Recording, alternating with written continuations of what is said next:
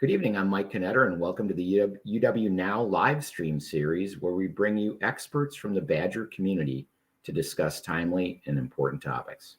Luke Fickell was named the 31st head football coach of the Wisconsin Badgers after 6 seasons as head coach of the Cincinnati Bearcats. He distinguished himself as one of the nation's top coaches by building the Bearcats into contenders for a national title.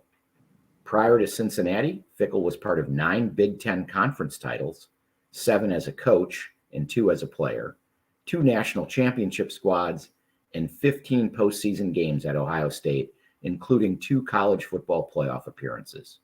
He graduated from Ohio State in 1997 with a degree in exercise science. And I have to say, between Coach Fickell and the voice of the Badgers, Matt LePay, we may have gotten the best exports from the state of Ohio. How did Fickell transform Cincinnati's football program? What inspired him to make the leap to Wisconsin? And what will look familiar and what might be different in the next era of Badger football? Coach, let me extend a warm welcome on behalf of all of us at the Wisconsin Foundation and Alumni Association. We understand full well in our business how a first-rate athletics program can engage and inspire alumni, and we are delighted to have you here with us and to partner with you to create a brighter future for UW-Madison. Thanks for taking the time to join us tonight. Well, I appreciate it. Thanks for having me. I look forward to this, and I learn a lot from these things as well. So it's, I'm still learning a lot of things, but I'm happy, really happy to be here and be with you guys tonight. Great. Well, we're looking forward to learning more about you, and we're going to jump into a few background questions before we go to our live audience questions. So first, tell me, given the success you had at Cincinnati, obviously you were welcome to stay there probably as long as you wanted, or, really had a lot of choice about what your next landing spot might be. And I'm just curious, why Wisconsin and why now? Well, I don't think there's any one thing that you can just pinpoint. And that's, obviously been the question that I've asked myself. I think my wife asked me, and it's be simple if there was just one simple thing that you could point to. But the reality is that there were a lot of things. And I'd probably say first and foremost, timing is everything. And it's unique for me and my family that it wasn't something that we were always looking to do to move our family. We got 6 kids. And it was always the thing that, hey, if I get into this business, we want to be at a place where we feel like we can, kind of lay roots and kind of raise our family and things like that. And we were fortunate enough to be in Cincinnati for 6 years. This is a unique opportunity that we have 2 of our children kind of walking out of the house and going into college, where all of a sudden you're at this time where there's an opportunity, and it's probably a good opportunity if you're ever going to move your family. And I kind of tell people before that I don't think Wisconsin ever pinpointed me. I don't think that maybe I drew up this map and said, hey, if Wisconsin ever comes open, that's my spot. But my wife and I, we had kind of had parameters if we were going to ever do something. And we kind of listed out these parameters, and had a lot to do more so with our family than even what I wanted professionally. And to come to a community and a city and a place like this was a really, really big thing for us to feel like our kids and our family could kind of embrace, a community and thrive in an area where it was good for all of us, not just me in my profession. So that had a really big factor on it. Understanding a lot about Wisconsin, being from afar and playing against them, knowing what more of the history is, more of what the culture is, and I mean within even the football program, was something that I've always admired.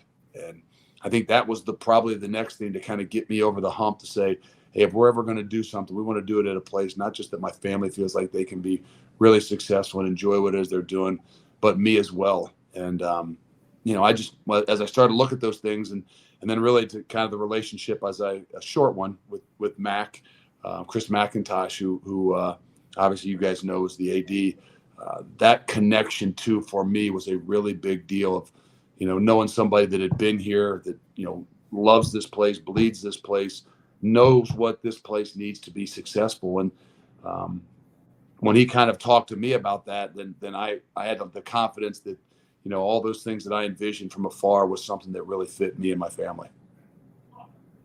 Great. Well, did Matt LePay help bring you here? No, not that I had many conversations with Matt until I got here, but had I known Matt, it probably made this transition a lot easier for me. He's something. He is a great voice of the team. You mentioned your family as being a big part of this decision. Have they moved to Madison yet, or what's the plan for them to get up here? So they have not moved just yet. We are kind of waiting until spring break.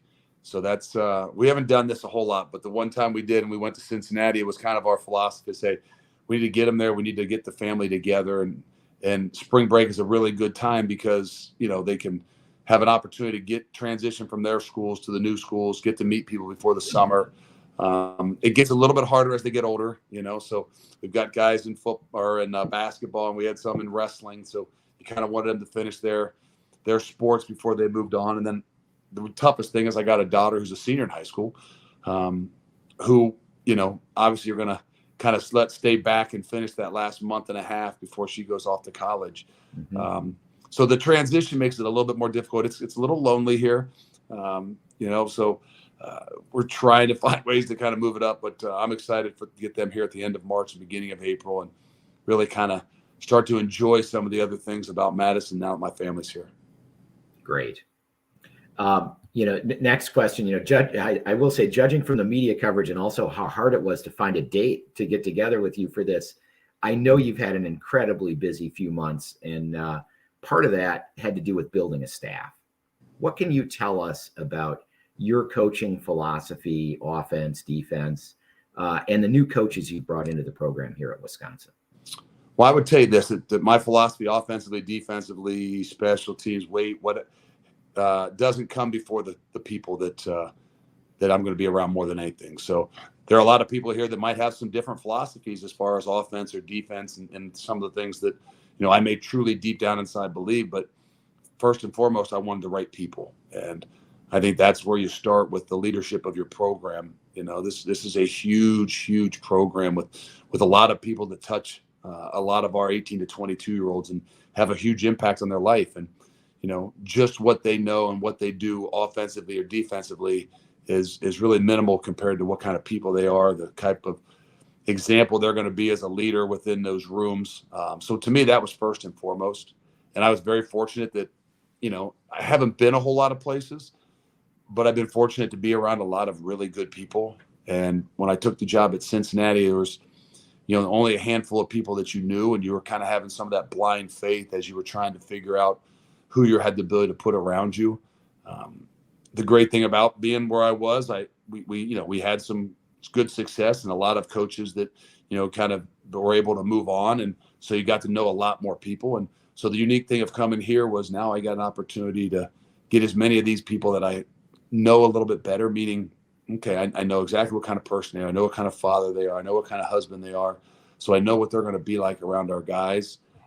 And then meshing all that together with, the few of the other pieces, because it's really important that the environment that you create within your coaching staff will have a big effect on the environment and the culture which you create amongst your players. And so I think it starts there.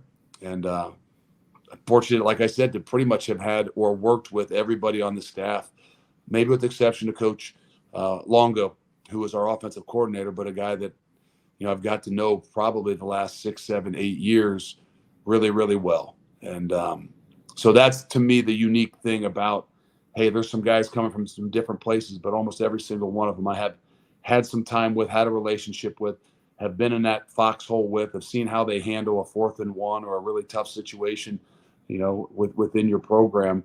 And, I even know their family. So to me, that's what makes me feel a lot settle in a lot better about, hey, okay, obviously everything's going to be new as we go into spring ball and things, but I know the people that are around me and how they're going to handle it. Great. Hey, can you tell us a bit about Coach Longo? I've read a bit about him and the air raid offense, and how did you first know him? And well, it is a good story. So when I got hired at Cincinnati, one of the first guys I called, and I just did research trying to find out who out there, because I didn't know a whole lot of people. And Coach Longo was at Sam Houston State at the time, and so I had kind of just saw some stats and some things. So I had reached out, and we had started talking for about 3 weeks, and he was still in the playoffs at Sam Houston State. And we were in the playoffs, and we were making our, doing our stuff. And so he came to interview for the job at Cincinnati. And right as he came to interview, and he came to campus, he got offered another job to go to the SEC for, a lot better, let's just say, contract than anything I could offer him. So that was the start of our relationship, that we were interviewed, and we kept in contact ever since then. I go every summer and spend a couple days with him and his kind of what I call air raid gurus, who, kind of talk ball for like 7 days and get a house. And I mean, it's football for like a straight week. And I got a chance to spend some time with those guys every summer and just build a better relationship with them. And had always talked to him about, hey, if I ever, have an opportunity, I would love to, for you to come with me. And we'd always kind of joked. He's like, yeah, it didn't work out the first time, but the next time I promise it's gonna work. And it's kind of unique. I called him when I said, hey, I'm going to do this. And I really had no idea. He was at a really good place, had a really good kind of settled, all the situations that you would want as a coach. And when I called and told him about Wisconsin, he just kind of chuckled and said, my wife's from Wisconsin. And it was from then there, it was like, oh boy, I think this might have an opportunity. And, I think it's unique because when you talk about it, people say, hey, Phil Longo, the air raid, like, hold on, how is that going to look at Wisconsin? Hey, the weather, the smart people, smart coaches have philosophies, but know they have to be able to adapt and adjust. And I think that's where spending the last 6 or so years down around Coach Longo and listening to all those guys talk and just having that know in my heart that, hey, this is a really smart football coach. He understands, different situations call for some different things and how you have to be able to adjust and adapt the things that you do. So I know it'll look different. I'm excited about it, but I think that there's a lot of the core philosophies and beliefs that have been really, really, fundamentally sound here for a long time that I believe in, that are still going to make us who we are, even as an offense. Great. Well, thank you for indulging us in that. That's an interesting story, and can't wait to meet Coach Longo's wife. Yeah, a Wisconsin native. That's great. Hey, let's go back to the bowl game for a minute. I know you thought that would be a really important time for you to be around the players and the coaches. And how did you feel about the way the guys responded in that game? And did getting a win kind of help propel you into this off season? Well, I think there's no doubt about it. The number one thing in the game of football is about momentum and energy, and to go into an off season where you kind of end on the right note. And I know it was a tough year, and I know there were ups and downs, but when you can kind of finish on the right note, and I mean, winning does a lot for the momentum and the energy of your program and the morale, and especially with all the changes and me kind of coming in and spending the time with the whole team, over that month period and going to a bowl game and getting a win. There's a lot of things that does. And I'm not saying it showed me everything, because I've known what I've seen before. I've played against Wisconsin. I've been there. So I know what they were all about. That's the first time from that sideline I've ever got to see it up close. And the thing that impressed me as much as anything is all, I'm not say turmoil, but all the new and adjustments and the things that were going on within the program. You saw the maturity, not just of the players, but of the coaches. You saw the passion for, everybody that was a part of this program, meaning if they were, Coach Jim Leonard, who's an All-American, or, one of the other coaches that only been here for a couple years that really had a passion to finish this thing the right way, the same passion that the kids had. And where it was a difficult time for a lot of us, meaning, coaches were moving on and some kids had decisions to make. When it came down to it, they went to work. When it came down to it and the ball went down, they competed. And I think those are the building blocks that are going to continue to propel us in the future. And, they've been here for a long time. Sometimes people think things might have changed just because you lose a game or, a coach, they change coaches or some things shift and go in some different directions. But I can tell you that, the core, culture and the things that have been here are really, really strong. And that's what you saw. And that's what I saw, not just in that game, but I think in that month leading up to the game. Great. Thank you. I don't know that there's ever been an off season of Badger football quite like this. I certainly feel like we've gone undefeated in the off season. Part of that really has to do with building the roster, and you talked a little bit about the uncertainty that comes with coaching changes and some players maybe moving on, but obviously we picked up a lot of players as well. Can you tell us a little bit about, what we should take away from that offseason, and, whether there's any players you want to particularly mention and talk about? I'd love to hear about it. Well, I think first and foremost, not everybody, but a lot of people see obviously the recruiting side of things, because that's just historically what you're used to seeing, right? In that January period after the bowl game, the early signing period, the February signing period, we're all conditioned to look at the kids and the people that are coming in. So a lot of times people first want to talk about either the high school kids you signed or the transfer kids you signed. And the reality, the biggest thing about the roster was really sustaining and maintaining the kids you had here. And if I could say that anybody did a great job, and I'm not just saying me, I mean, even the coaches from before, the thing I can say about all those guys that probably are not here anymore, Coach Leonard being obviously probably the leader of that one, is that they backed me, backed us, backed the program, spoke really highly, even though in the midst of changes, and gave us the opportunity to maintain the nucleus of our team. We played a team in the bowl game, I think, in Oklahoma State, whose coach has been there for 17 or so years, and I think they lost 20 or 21 kids. We obviously went through a coaching change, had another coach that, call it 2 coaching changes in a year, have all the things that maybe happened in the midst of that.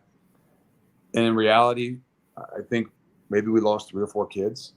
I think we lost, 2 kids since I came in the door. I think we only had maybe 2 guys leave. And I'm not saying that was because of me being here or anything like that. It had a lot to do with the culture that was here. It had a lot to do with how everybody handled this situation, as mature as, every one of these coaches that walked out the door that still were really positive about the program, supported me, supported whatever was going to go on here in the future.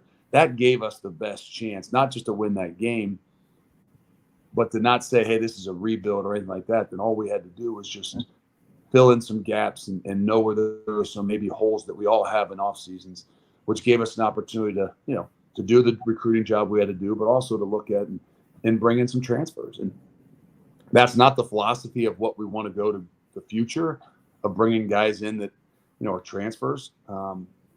But in the situation that we were in, it gave us an opportunity to find some things that, hey, okay, if there's going to be the adjustments to what we're doing, this is how we're going to have to go about doing it. We're going to have to, maybe go find some more wide receivers and some guys that, that by nature, the personnel that you're going to play with, it may be a little bit different.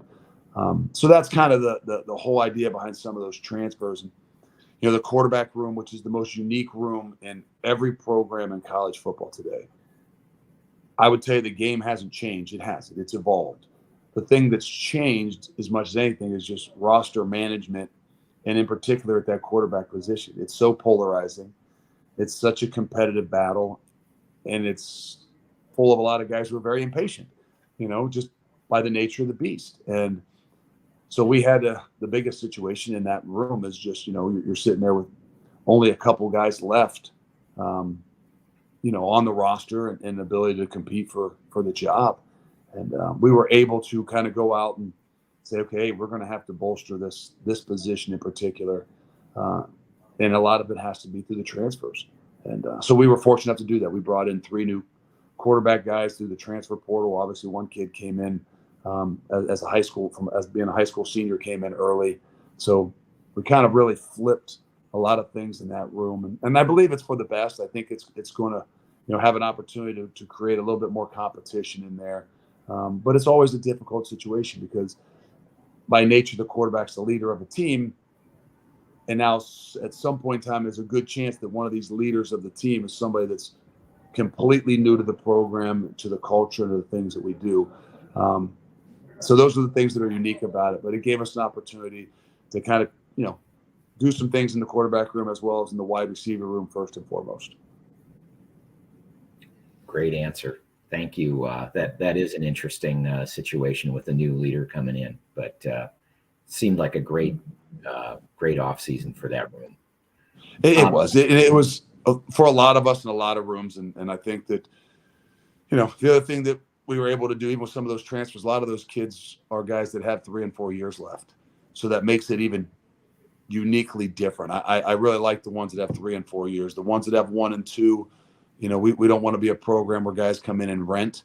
We want to be a program where guys come in and what we call earn the W, we call own the W, and then we call represent the W. And we mean that from earning it to before you have any opportunity to go on the football field. Owning it, meaning if you're going to be here, you want to be a part of it. And then ultimately, whether you're here for 1 year or you're here for 5 or 6, we want you to represent it for the rest of your life. That's a great philosophy. Question from the audience. Mark Heindel chimes in. First of all, welcoming you to Madison, but noting that you're probably quite familiar with the Big Ten from your playing days and earlier coaching experience at OSU, but wonders how you're going to prepare for the current Big Ten teams. Do you wait until game week to study, or are you busy drawing up things right now?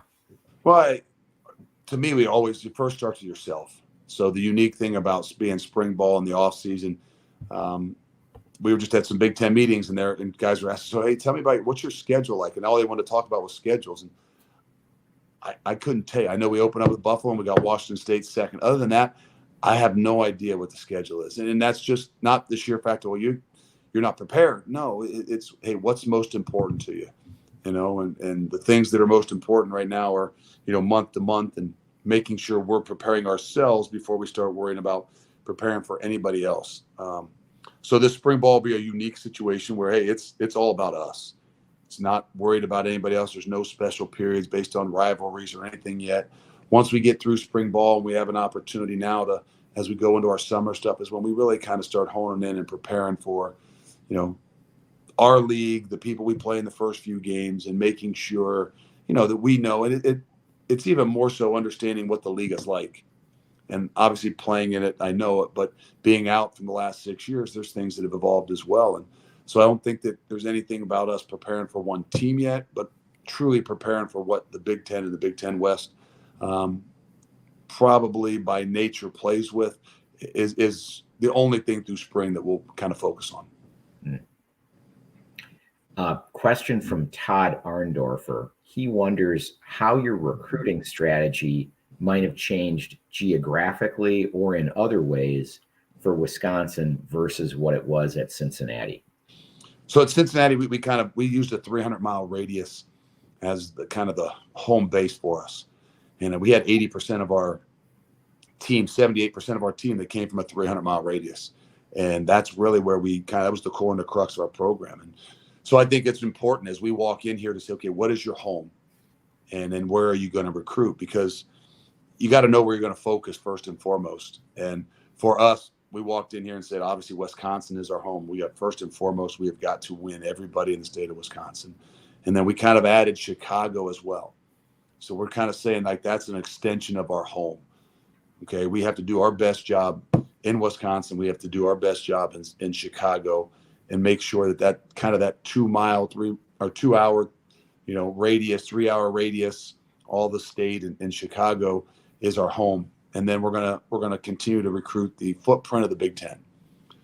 And that's more of that Midwest. That's, yes, that is the Iowas and Nebraska areas around and over to Ohio and Michigan and Western Pennsylvania, and kind of really stick with the footprint there. And then, where our connections are. And just in the short amount of time, obviously you can talk about the quarterbacks in particular, but I think there's four guys now on our roster that are from Texas or Dallas, Houston, or, there's a little bit of a conglomerate right there that we've done a really good job. So we'll still recruit those areas that we've had some historics with. And, outside of the Big Ten footprint, we would expect that 80% of our team would come from Wisconsin, Chicago, the Big Ten footprint, and then, looking at the Dallases and the Phoenixes and where that W is pretty strong and can go a lot more distance than what maybe I've been used to. Probably some young men we should save in Minneapolis too, but that's another story. We we still consider that in that Big Ten footprint. That's for sure. Just giving them a special shout out. Question from Michael Miller. Coach Fickell, we are thrilled you're here to take our program to the next level. What will it take to compete with the Ohio States, Alabamas, Georgias? What do you think the big gaps are for us? What do we Well, I do? think it's developing the guys that you got. I think that figuring out who you are and how you're going to be successful. The way we do it doesn't have to be the way Alabama does it. The way we do it doesn't have to be the way Georgia does it. We all know it comes down to players. But I'll tell the guys here, just, be on the wall at some point in time. Players win games. We all know that. But teams win championships. And so the ability to, make sure you've got the players that you need to be successful. But most importantly, you've got the team you need to win a championship. And I think there's differences there. And where we've seen the elite, the high end, 4 or so schools that have been in the playoffs and have done it in the last 10 years, there's still opportunities for others to continue to grow. And I think that, everybody's got to have their own philosophy. Everybody's got to have their own formula. But I think that the biggest thing for us is continue to recruit, retain, and develop the guys that we've got. And I think when you do that, that's why we're not a transfer. We want those guys that are going to be 3- and 4-year guys, because not saying that what we did at Cincinnati is always the way to do it, but all of a sudden after you've been there 4 years and you've developed some different things, those guys that were maybe not the 5-star guys were, 5-star guys coming out of college, a little bit different than when they came in. So I don't think that you just got to change and have the same philosophy that maybe, Alabama or Georgia has. But you got to have your philosophy. You got to be able to stick to it. Ultimately, you got to be able to retain and develop the guys that you got. Great. Could you talk a little bit about what you see as some of the biggest challenges coming in here, and what kind of support you need from us as fans, administration at the university? What do you really need to help get this program to the next level? Well, I think it's just support, and I think that's what I love from afar. That creates, what it is that we want to do. And when you're talking about recruiting, everybody's talking about, we got to do facilities and we got to do this, and it's true. I think more than anything in this world, our guys see what it is that they do and what they work, and when they can see some of the fruits of their labor, they see the progression of whether it's facilities and things like that. But I think the biggest thing that the energy that's created by the fan base, the energy that's created on that campus, gives you the opportunity to use that to recruit the types of kids that you want to have in your place. And I think more than anything, the places that have the greatest support, and some people would say, well, that's monetary, right? You want money for this. No, I just think that the natural support of what the campus gives and what the atmospheres are like in your football program and on your Saturdays really give you the opportunity to grow your program. And there's not that one thing. It's not like, well, we just need everybody to do this. We just need everybody to continue to believe. We need everybody to do what it is that they've done for so long here. Keep the energy, create the energy, enjoy the things that are out there, talk positively about what that is, and we'll continue to grow the things that we need to grow. But the way they've done it is really, really good. And all I want to be able to do is to enhance some of those things, continue to build upon it, and, see how we can continue to grow in the evolution of this game. Great. Along those lines, Edward Murray chimes in with his excitement about the launch happening in April, as he calls it, in quotes. And he's excited about that and wonders if maybe you can say a bit about that, and maybe any other ideas or goals you have to increase or reestablish connection between the team and fans. Well, I'm a very open person. We want to have them around. It's not always we're not always outside and can create those things during the spring to give people the looks in. But, even like we're going to have a bigger type of spring game or spring scrimmage on the 22nd. We do the social media more so to let people into our program to see what's going on, whether it's workouts, whether it's spring practice, different things.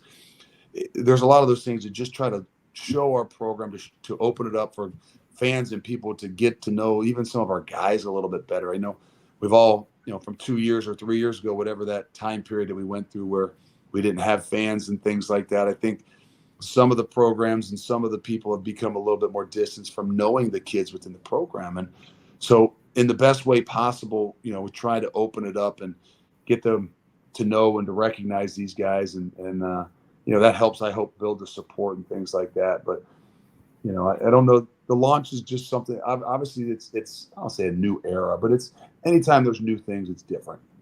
Mm-hmm. And you want to build upon that excitement, and you want to bottle that excitement, and you want to try to keep that momentum and energy going. And people don't quite realize, even in the off season, that positive energy, that vibe, that talk, that whether it's social media, whether it's guys coming out for a spring scrimmage, that these guys are still 18 to 22-year-olds. And that has a big effect on them, and the positive energy that it takes to continue to grow. And so we like to try to kind of use all those momentums. We try to use I'm not the big social media guy. I'm not the guy that wants to do all these videos, but that's why I got a lot of people around you that say, hey, this is what we need to do. This is what we need to do to continue to, keep the energy going, keep the momentum going, and let our people help us in that way as much as possible. Well, I think the more they put you out there, the better. You have a great vision. Question from Rob Hernandez. What was your reaction when you were at Cincinnati and heard USC and UCLA would be joining the Big Ten? And what's your opinion of the future of the conference now that you're here? Well, I thought it was crazy, to be honest with you. But it also made me realize, was one of the next little checks in my box, like, oh, my goodness, if this is obviously the profession you choose, and this is what you want, and you want to do it at the highest level, and you want to have an opportunity to win a national championship, you better be in the Big Ten. And that was the message that I think UCLA and USC going to the Big Ten kind of told me. And like I said, I wasn't one of those guys who was going to move my family and move around. And I've always loved the Big Ten. I grew up watching the Big Ten, played in the Big Ten. So I'm a Big Ten guy.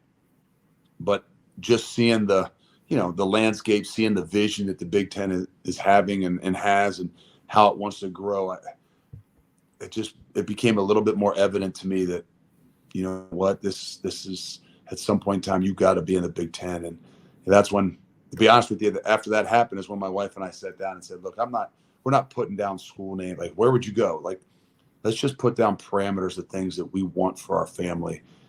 And if an opportunity comes up, we need to look at these parameters and say, does it meet, what's going to be good, not just for, me as a professional or my profession, but for everyone. And I didn't know as much about Madison, but as this kind of happened, that's when all the boxes were checked about everything that we wanted as a family, and I wanted in this profession. Great.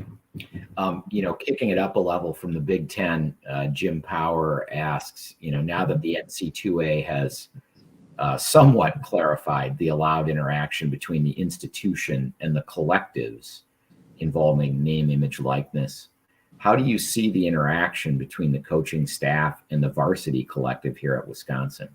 Is there interaction? And, what are you allowed to do? What do they do?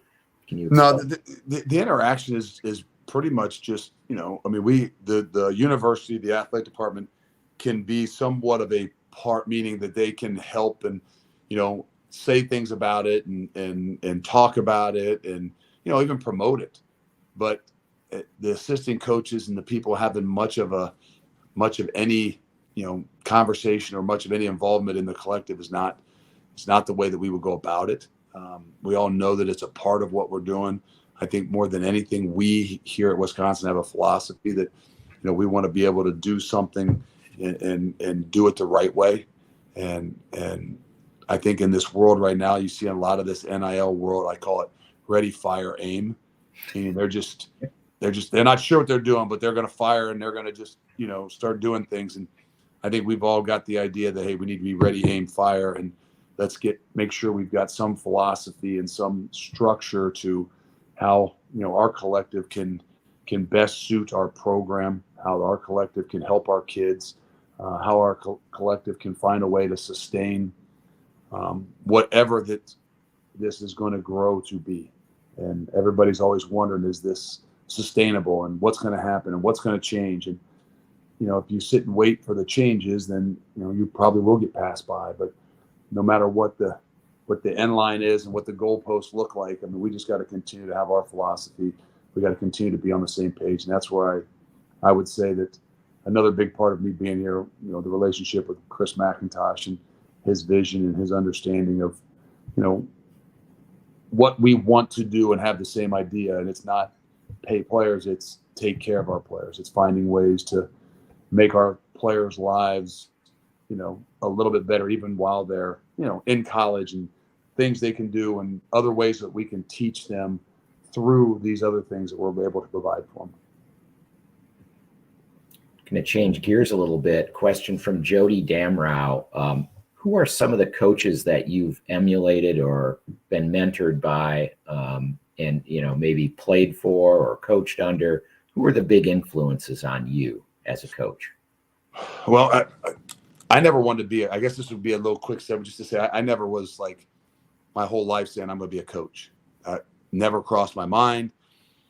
Never did one of those things in college or in high school that said, oh yeah, this, you do these things that says you should be a coach. No, I never. I was going to continue to go to school. I was going to go back to med school. I was going to go to optometry school. I had some other vision to do. And when the game kind of was taken away, injuries and didn't look like I was going to have an opportunity to continue to play, I started to reflect on all the people that had such an impact on my life and outside of my family, which my dad was my coach in a lot of things too, but it was really all my coaches, from youth wrestling to little league football to high school football.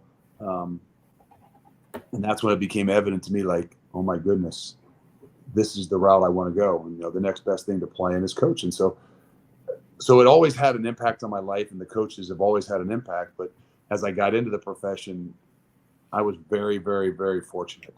And I played for one guy who was a Hall of Fame coach, and I actually ended up being a GA for him in John Cooper.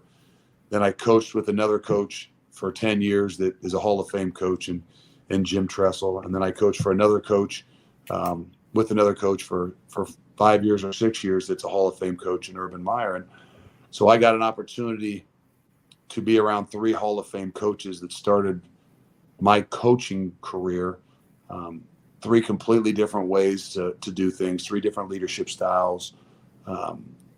They gave me an opportunity to see many different ways of doing this. And they've all had an impact on me. They've all, I'd say, mentors or whatever. But they've probably more than anything been the biggest influence on who I am as a coach today. Great. How important, this is Nassos Lazaridis, wonders how important you consider the national ranking of a new recruiting class, and do you have a target that you feel like we need to reach? No, so we always say, like, look, if they're keeping score, we want to win, right? So I know they keep recruiting scores and things like that. So yeah, we're gonna want to win that, you know. And it's not like, hey, we just want to be in the top 10. No, we want to be in the top 5 in the country, and but we also have a philosophy of the way we want to do things as well. And I think that more so now than ever before, you got to have a philosophy of the ways you want to do things, because even more so with some of the things that are going on in recruiting and how it can be done, you can be swayed to do different things that might not be the best for your program. So we do put stock in the rankings, but we really don't put complete stock in who we should take. And I think that for us being a new staff, it's really important for our guys to be here to truly be all into what we're doing, to recognize, you know, every place has unique things and different things that, you know, that you got to find, hey, what's going to be successful in our program, in this culture, in this community. And I, from afar, thought I knew that and believed that. The little time I've been here, I recognize that. And so we've got to do a great job at recognizing and identifying those things, and then making sure we're recruiting the right ones. So we want to win the recruiting wars. We want to be ranked in the top 5. But more than anything, we want to do what's best and right for the program, and we want to take the right ones. And so sometimes that might mean, you know, we look completely different at a guy we think is a great football player. Maybe someone doesn't have him ranked as higher. So we don't go all in with just the rankings and recruit off of that. but we do know that it makes a bit of a difference. And, it gives you a better chance to be up in those rankings when you're a high school recruiting team. We weren't this year because we came in late, where we only took 14 high school kids. But our general rule of thumb is going to be we want to take 20 to 24 high school kids every year. Great. TT Philo has chimed in with a question that I consider pandering. He says, wrestling is well known as a sport that builds grit and character. So I'm definitely bringing this up.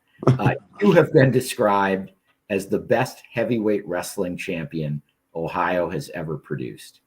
How has wrestling shaped you and your coaching philosophy? Well, it has shaped me more than anything else I've ever done. And I was fortunate to start it. I guess my parents started me at a very young age. And I just think it's a mentality. It's a mindset. I tell everybody football is the greatest team sport known to man.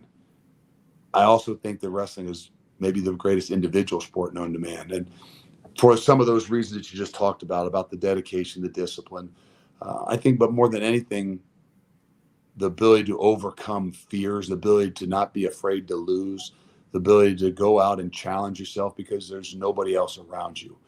I was talking to a recruit the other night, and he just gotten beat for to go to the States. And so he was like, "Oh, coach, you're not going to like me as much now because I got beat." I'm like, "No, I actually like guys even better, the ones that wrestle and get beat, because they're the ones that keep going back out there." It becomes a little bit easier when you're winning all the time and you're the best at that sport in particular. It's the ones that are continue to go back out there, even though maybe they're not the best. The character that it builds of getting beat, getting knocked down, maybe getting the bloody nose. I mean, that's why the grit and the toughness and the things that come from a sport like that are so unique, because it's going to happen to you, and it's going to happen to you one-on-one. And there's nobody else to point a finger at and blame. And the ones that continue to go back and do it over and over again, they're different. They're built different. They're able to handle things different. So for me at a young age of doing that and growing up, and it became a huge part of my life. I've had the biggest failures in my life, and they started off in the sport of wrestling. And that really has shaped and motivated me even to this day on things I look back and reflect on from, a failure at the age of 14, 15 years old that really has shaped everything that I've done. Question from Charlie J. He's a common laborer. What are your expectations for the upcoming season? I don't put out I don't like, say, hey, we're going to win this many games. We're going to do a chance. I don't put myself in that situation. I say, look, I'll tell our guys when we start camp, we've got one goal and one goal only. Our goal is to play for a championship. I don't say anything else. We have objectives. There's things that we measure on a weekly or monthly basis. I'll tell them certain parameters of things. Look, this is all about how you can play at the end of the year. When you play your best ball at the end of the year, you have a chance to play for and win a championship. Well, there's certain ways to play your best ball at the end of the year. You've got to continue to get better. You've got to have consistency. You've got to do things in a realm that you can get better each and every week as you continue to move forward. And ultimately, I'm not going to let the outside, which we all know that they're going to evaluate and judge and determine and kind of say what is a success, and whether it's year 1 or year 7. Internally, we got to say, hey, we can't be worried about wins and losses. That's a part of the process. But if we take care of our business and focus on the things we need to do, it'll give us an opportunity to play for championships. And so I would say, look, I don't make those kind of statements, but I would tell you this: we have one goal, and our goal is to play for a championship. And it doesn't matter whether it's year 1 or year 2 or year 5 or year 10. We want to, and we'll prepare to play for a championship. Great answer. John Leffen, who helped start a leadership program on campus, chimes in with an interesting question about leadership. And you've kind of alluded to this earlier, but John wonders, how do you build a cohesive locker room when you've got this blend of kind of new recruits, maybe more transfers than you're going to have in a normal year, veteran Badgers, and then these both new recruits from high school, veterans, and portal players? Do you have to do a little more work than normal, you think, with the locker room? I think you have to every year. Therein lies the difference between great players and great teams. Therein lies the difference between the 11 best and the best 11. And that's where every year you could think you've got a great culture, you can think you've got things going, but every team is different. And the ability for those guys to mesh together, the ability for those guys to eliminate the human element is, I think, completely the difference. There's not a lot of really bad teams out there with players. I mean, to be honest with you, everybody recruits everybody. I mean, these guys out of high school are all really, really good football players. Every team in the Big Ten. But there's a difference, in how they play together. And there's a difference from inside that locker room. And I think it's so critical that my biggest failure as a coach was in year one at the University of Cincinnati, is not recognizing that we did not have a strong locker room. We were competitive, we were tough enough, and we were doing all these things on the football field. And then I didn't realize that our kids didn't know each other, they didn't trust each other, they didn't respect each other, and they had no love for one another. They played hard, they competed, they did some things, but I couldn't figure out why we were so bad. And it hit me like a couple of days before the last game when something happened, and I realized that we didn't know each other. We had no cohesiveness. We didn't focus on the locker room as much as we focused on competitive nature and football players and putting in an offense and a defense. And so I completely, messed up. I failed in that year one. And I always explain it. Our year one, we ended up having 2 guys drafted off of that Cincinnati team. We won 4 games. We should have won 1. We had 5 guys make an NFL roster that year. The next year, so we went 4-8. Should have only won 1 game. 3 teams handed them to us. But the next year we win 11 games and we have nobody drafted. We had better players in year 1 than we had in year 2. We should have won 1 game. We won 4 in year 1, and we win 10 or 11 in year 2. And it all had to do with some way, somehow, the ability for those guys to come together. Things got to fall into place, but it was a completely different team on both years. And people would say that you had a better group of guys in the first year than you did the second. And that was the greatest realization of the strength of what true teams and locker rooms, to me, can look like, because I had not seen that. And I've seen discrepancies and differences in my 21 years, whether it was 5 playing or 16 coaching at one place in Columbus. But I didn't see that discrepancy because it was uniquely different. And so there is a complete difference how you handle that and how you mesh. That's why I'm not as big a proponent of bringing in transfers, because you don't know them maybe as well, and how long do you have to get them to understand that, earn it, own it, and represent it for the rest of their life? That's why you want all ownership and no renters. And it's something I always watch, and will be something that I can't tell you that we've got it fixed and we've got it ready to roll and we've got it going, because it's an ongoing thing that you can only evaluate as you start to see the human element creep in when a season begins. Thanks. I'm going to close with a couple of non-football questions. Do you have a favorite restaurant in Madison yet? Yeah, that would be a little bit difficult, because my family everybody always asks, have you enjoyed Madison? I'm like, I will, but I literally have gone from the office to my apartment, the office, my apartment, a recruiting dinner. So we've been to a few places, but I haven't really just been able to go out with my wife and kind of settle in. And so I've got a little list here that a few of I've been to on recruiting visits, but I haven't quite settled in on just say, hey, where's your number one place you're going to go? I know that there's a few that we've been to, and I don't want to say Naples 15 has been a great one, and the Tornado Room I've been to a couple of times with recruiting. Those are kind of the 2 right off the top of my head, and but I'll kind of let my wife make that determination and where the places she wants me to go with her, because we sometimes have a little different taste on what we feel like is the best place to go out and eat to. Well, we sure look forward to welcoming your family here.